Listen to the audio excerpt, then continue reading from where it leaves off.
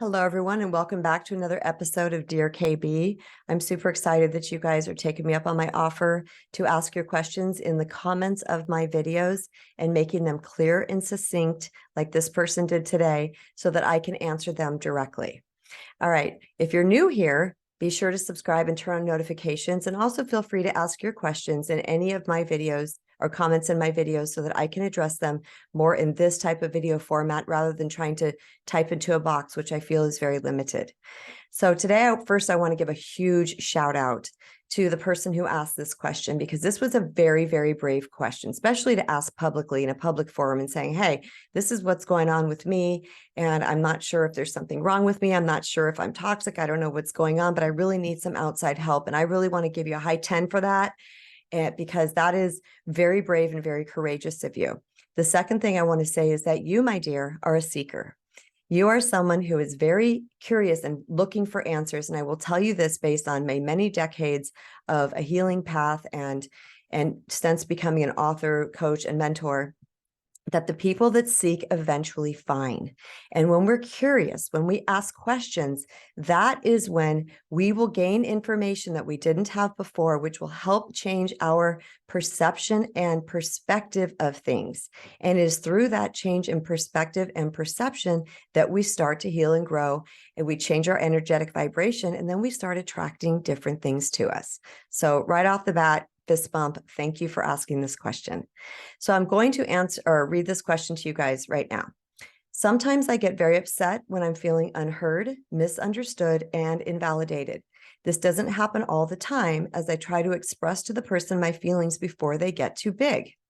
But after feeling unheard and uncared for repeatedly and continuously, I end up having big emotional reactions that make me come off as a toxic person. It's especially during these moments that I would appreciate co-regulation instead of being left and shamed for having these big emotions. Am I toxic for this? There's so much beauty in that question, I can't even tell you. The first thing I want to say is that this person said, I try to express my feelings to my person before they get too big. And that's one of the things that I was going to say to you, is that when we know that this is starting to happen inside of us, it's really important to go, okay, I'm trying to have this conversation now because I'm having some feelings, and feelings are human and they're normal and natural. And I want to share my experience with this person, but yet you're not seen, you're not heard, you're misunderstood, or you're invalidated. And this is when I want to take you back to childhood, because we all know that a lot comes from childhood. That's when a lot of our programming happens. And many times people like this that have this type of experience, which I'm raising my hand to you, sister, brother, I'm not sure what gender you are. I'm raising my hand as well and joining you arm in arm in this, because this was me as well. And the reason why this happens is that many of us were raised in environments. It doesn't mean they had to be abusive or complete neglect or something, but many times we're raised in environments that are those things, either abusive, neglectful, we are uncared for, we are not protected, or our caregivers were emotionally unavailable, or they were not emotionally intelligent, or emotion wasn't even talked about, and or the only emotion that was really accepted, or when people turned their head and listened to us, was when we got angry, or we got mad, or we got loud. And then it was like, whoop, people's ears perk up and all of a sudden they're paying attention. So sometimes this becomes our natural mechanism, our go-to. We don't mean to. This is how we're programmed. It's just become part of our personality because that's what worked. And that becomes our natural mechanism. And then we try to do things differently, but those emotions get to such a fever pitch that we end up blowing. And then what happens? The people who are doing the unhealthy listening, the non-active listening, are like, oh my God, you're toxic. And it's like, well, wait a minute. I'm just trying to have some feelings. I'm trying to share them with you. I want to be heard. I want to be understood. Whether or not I'm right in this, maybe I misunderstood something that you said. Maybe this is going through one of my filters or one of my wounds, whatever. But can we have an open conversation? But when we are not met with that, okay, maybe we're talked over, maybe we're dismissed, any of those type of unhealthy communication skills, that can really touch what I call the I don't matter wound.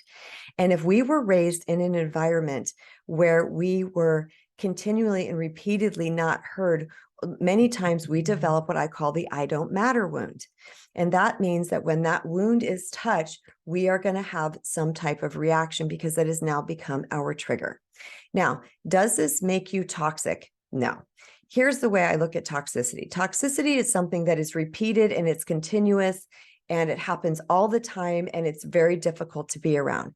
Somebody having an emotion here or there, or getting upset about something here or that is really about being human. Now, if in part of that upsetness, there's name callings or throwing things, which I'm not getting the intuitive hit that you do this, but if there's those type of things, yeah, it can go into toxicity, or if it happens all the time, then it can go into toxicity. But you, my dear, are allowed to have an emotion. You're allowed to have a feeling. However, what we want to do in any relationship is that we always want, we need to know that the only person that we can change is ourselves. So we have to take full and radical responsibility for our behavior, which I know that you are doing right now. You're like, hey, is this me? Is this not me? Someone help me out. Let me know if this is true. And here's what I know. Since we cannot change other people, we can only change ourselves. And the one thing that I know for sure, is that the way to heal an I don't matter wound or any other unworthiness is to give yourself the very things that you are trying to get from that person. So if you're trying to be seen, you're trying to be heard, you're trying to be understood, you're trying to be validated, start giving those things to you. And I don't mean kind of, I mean, sit down and you really work with you as if you are talking to another person or someone you care about. And here's what happens. When we validate ourselves, it is really not necessary that we get full validation from somebody else. And I'm going to tell you why, and this might seem a little out there, but I really want you to stick with me. Because when we know for sure what is going on, like this is undeniable, there's facts to back it up, there's situations that are happening, we know for sure this is what is happening. When we validate ourselves, instead of us needing that person to validate us back, we are so much cleaner and clearer with our boundaries. It's magic. We're fighting for our life. We stop fighting for our life and trying to get them to understand us. So really, so that they can shift what they're doing, we start taking care of ourselves and we shift what we're doing. So one of the things that I have done in my past when I was someone that would try to be seen and heard and I was not validated and I was not heard and I would just get more upset and more upset and more upset because really I was like, please care about me. I'm fighting for someone to care about me or make me matter. And it was me that had to care about me and make me matter. So what I did was I started giving those things to myself.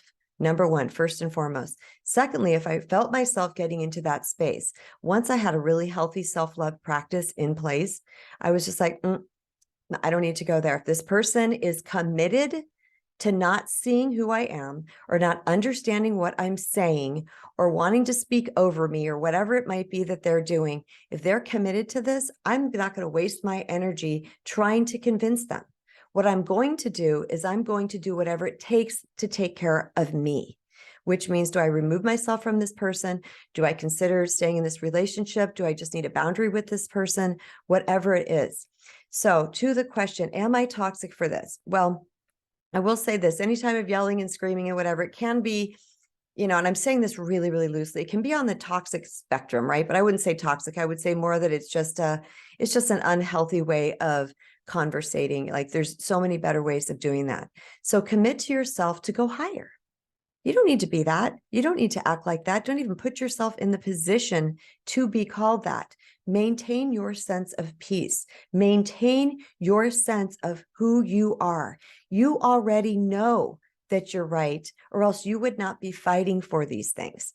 Now, unless, I have to throw in this caveat, unless it's something like you have jealousy issues or really deep wounds that you're bleeding onto your partner and you're wanting them to fix them for you, that means that you've got some more inner work to do. But if it's truly just about being heard and you're worried about being toxic, I would say no.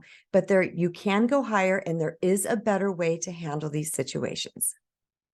One last thing I'm going to say is that if I feel myself getting to that place, I will say to myself, okay, I feel myself getting to this place, and I will either get really quiet if the person is unwilling to hear me, or I will remove myself because I know that it is futile to have the conversation. And if the person's like, why aren't you talking to me? Why aren't you having this conversation with me? I will say, I really don't want to speak until I know that you're going to hear me. Can you listen to me with an open heart and open mind? Now, there's some people I will tell you right off the bat, they're like, yeah, because they really care and they just sit back and they really, really hear me. Right. And they might try to talk over me a little bit and then I stop talking again. And I say, are you going to listen? Because I really listen to what you have to say. And I would really appreciate if you would reciprocally listen to what I have to say. Many, many people in my life have gone, oh, yeah, okay, because they don't realize that they're in some weird pattern or programming as well. But the ones that are like, keep talking over me, keep not wanting me to speak or invalidate me or start to fight me, then I just dip out. I'm like, when you're ready to have a rational and healthy conversation, I'm your guy. But until then, I'm just going to go over here and do whatever it is that I need to do. But, come back, click back in with me when you want to have a conversation, and I'm there. All right. I hope this really answers your question. I really am speaking from my heart to you right now as if we are standing or sitting in the same room, because I will tell you, a lot of times I get intuitive hits on people that share things with me. And my intuitive hit about you is that you are a very sweet and gentle person, but you have not been treated well in your past. And there's that part of you that's really trying to be seen and heard and understood. And you're not wrong for that, okay? Because we all deserve that type of validation. We all deserve to be seen, heard, and understood. But in the meantime, you clean that up inside of yourself, and guess what happens? Your vibration is going to change, and you are going to start attracting a different experience to you. So thank you so much for this very, very excellent question. And again, if you guys are new here, please feel free to subscribe, turn on notifications, give me a big fat thumbs up, and don't forget And don't forget to share with someone that you think would benefit from this video. All right, you guys, until next time, remember, you matter.